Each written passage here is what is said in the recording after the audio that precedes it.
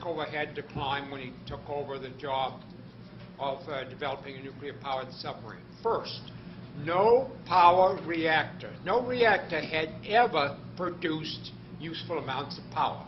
So he was going to be a first there. Second, he chose the almost, I would be tempted to say, the impossible task of putting this new device in a nuclear-powered submarine. Unbelievable. So when that's the stage. Now let me get back. If I'm only going to have 10 minutes here, I've got to get across two principles to you. They were heart and soul of the Rickover program. I'm going to illustrate both of them. First, never understand the laws of nature and never, ever think that you can outwit them. Just learn how to apply them and make maximum use of them.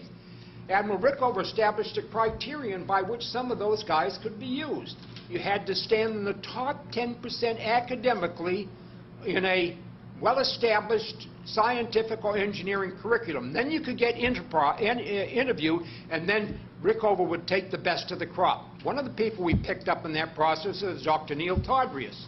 He came from Cornell, and he was he exemplifies the type of individual that we were aggregated, 20 or 30 each year, year after year after year, the cornerstone today of the Naval Reactors program.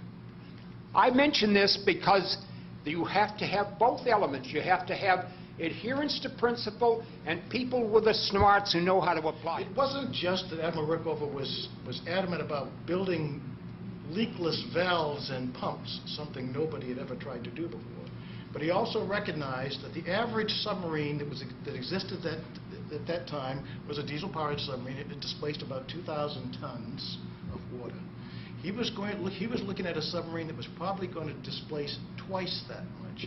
One of the reasons was he was going to take a reactor, now in Idaho, in a test facility in a sphere of 225 feet in diameter, and put it inside a hull that was a 30-foot diameter cylinder. How on earth was he going to protect the radiation generated by the core from harming people just not from spilled coolant, but just radiation escaping the reactor in its confines in the compartments of the submarines and prevent deaths? Allow people to live there and operate their submarine, because of course the advantage of that submarine was its endurance. The only reason that Rickover recognized that we need to build a nuclear submarine was it was going to be the first submarine that could remain submerged and run at high speed for an infinite length of time, depending only on man's ability to not go crazy doing it. So he had to design shielding. He had to figure out what sort of shielding, what materials would prevent electron radiation and neutrons from escaping the reactor compartment and getting into the compartments where people lived. Well, this has never been done before. Lead, polyethylene, and water became the foundations of shielding to protect our sailors from ionizing radiation. It was remarkable. Nobody had figured it out before.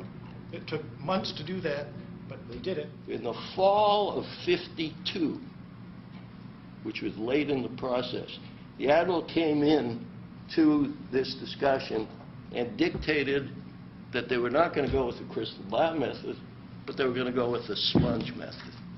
And why? All the engineers thought it was too risky, not in hand, but he knew that his vision was to build a fleet of plants. He needed a process that would get the zirconium at cost in large quantities, and it turned out to be successful. The Naval Reactors program, through subsequent shipping port reactor, was the origin of the uranium dioxide fuel that's used in reactors today, all light water reactors. The Admiral also came up with a concept and applied it of containment vessel on reactors. That's what differentiates U.S. reactors from the Soviet, the Russian VVER. And then finally, the Admiral was also an intellect in a way, and one of his major thrusts was to document the knowledge. this man, this legend, Admiral Rickover, was something very special in the world of engineering, in metallurgy, in electronics, in electricity, in the security of systems for reactor control, radiation, many, many other areas, and was a legend in those areas. But he also did some other very interesting things. He authored a book on the 41 Great Patriots, and we named the first 41 the 41 Polaris ships after them: George Washington, Madison, Monroe, etc. He also had some great ideas on education. I told you a little bit about how he treated my basic education, but he had great ideas for education in this country and was frequently called upon to come up and testify in the Congress about his ideas on education. But, you know, this was a man whose mind was across all disciplines, and he thought they all fit together in some interesting way. Those of us who were fortunate to be around him took with us a bit of that legacy. You all take a bit of that legacy with you as you go forward, and I hope that this little session on the history of this great man, what he did with Nautilus, the beginning of an engineering program that I think was beyond the space program in many, many areas of metallurgy and many other areas, was enormously important.